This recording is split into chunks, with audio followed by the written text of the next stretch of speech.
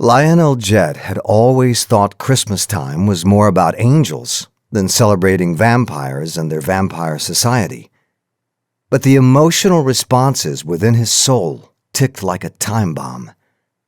On one hand, the beautiful candlelit services held at night so he could attend were striking and revived in him his higher calling to protect the innocent and all things good and pure, to eliminate evil. Christmas celebrated the birth of an innocent, after all, a birth that would forever change humanity. Mortals believe that a woman conceived a child without having sex. Well, Lionel had seen many things in his 300 years of life, and he couldn't rule out that this legend was actually fact. For if that occurred, then the possibility of redemption for himself existed, as well as the chance for peace amongst the two vampire species.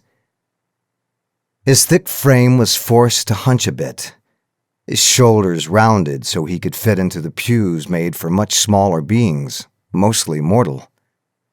The wooden hand-carved benches weren't constructed for huge, dark coven vampires, unless they were designed to say, "You are not welcome."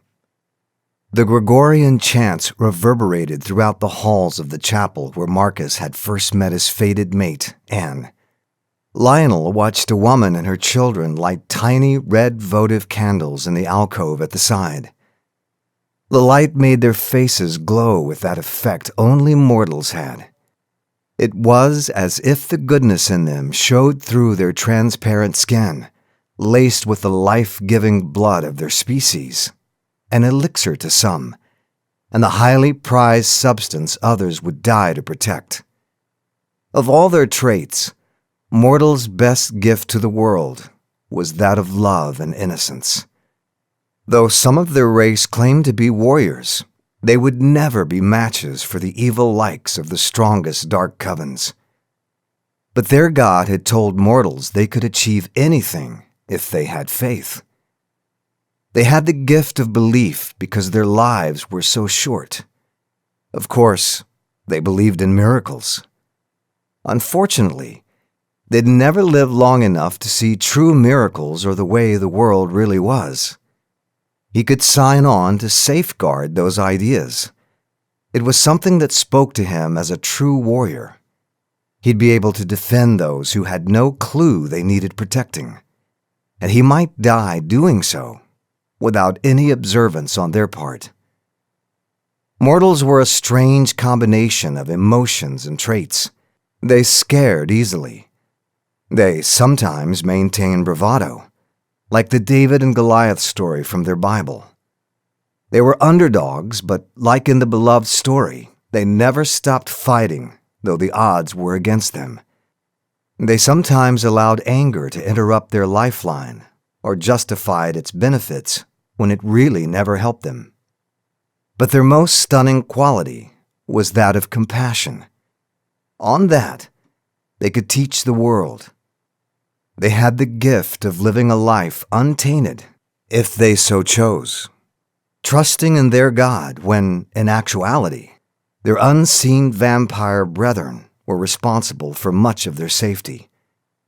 They believed in the laws of nature more than the laws of vampire. Lionel found this humorous. The delicate children's choir made their way down the center aisle, each child holding an inverted paper cup with a white candle stuck into the base, so their little hands would be protected from any dripping wax. Their voices were soothing. He could make out every one of them, and it left him gentled, like listening to a babbling brook with water flowing over pebbles beneath the current. Each child had a distinctive series of tones, sometimes with thoughts laced in there, if the mind read was strong with him. He remembered the night they said Mass for Maria Monteleone, the only woman in Lionel's life he ever loved.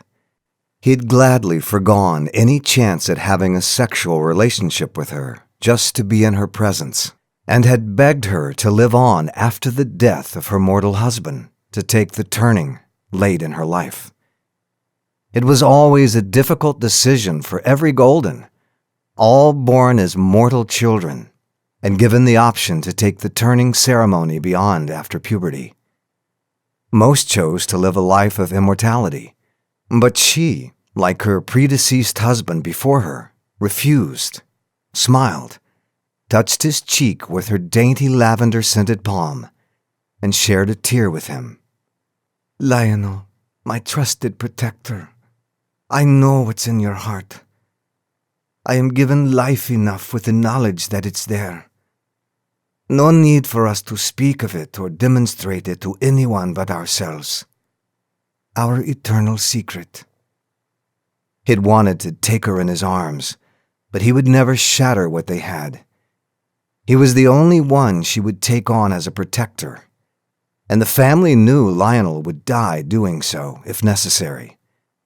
It was beautiful Maria who had saved his life by asking he and his two brothers be made vampire when she found all them left for dead after an attack by a dark coven lord who had obliterated their family.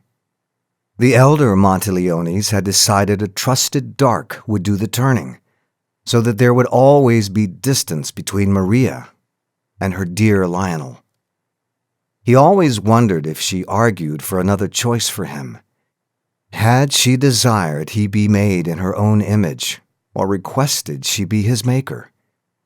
That question haunted Lionel for centuries. He was there when she married Marcus and Paolo's father, was there as she bore him the 12 children, and as she continually turned down her husband's request to turn together. As a faithful husband, he dutifully remained at her side, mortal, sharing their short love and family. Lionel was with her as her mortal life left her on a starlit evening when the real stars were in her eyes until they became fixed on him and then floated away. Like a piece of tissue paper, her spirit was gone to become one with her God of humans and her Mother Nature. The hole in his heart was still the largest pain in his life. There wasn't a day that went by when he didn't wonder what would have happened if he'd chosen to take a more active role in that relationship with her, or could have fought stronger for what he knew was something like an interspecies fading that could never be consummated.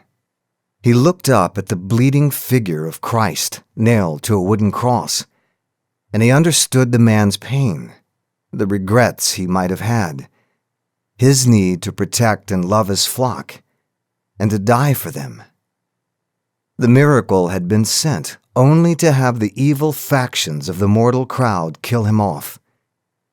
He walked amongst his people understanding this. All the while, he remained on earth. Lionel hoped that he still lived somewhere they called heaven.